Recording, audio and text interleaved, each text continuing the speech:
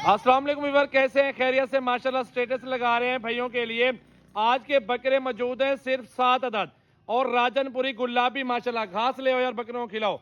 ये माशाल्लाह घास वगैरह खाने वाले हैं। माशाल्लाह ये बकरे 3-3, 4-4 महीने वाले और कुछ ज्यादा भी कम भी है। 3-3, 4-4 महीने गारंटी के साथ इनका माशाल्लाह ये उम्र है। ये गुलाबी पीस है। आगे हट जाओ यार माशाल्लाह।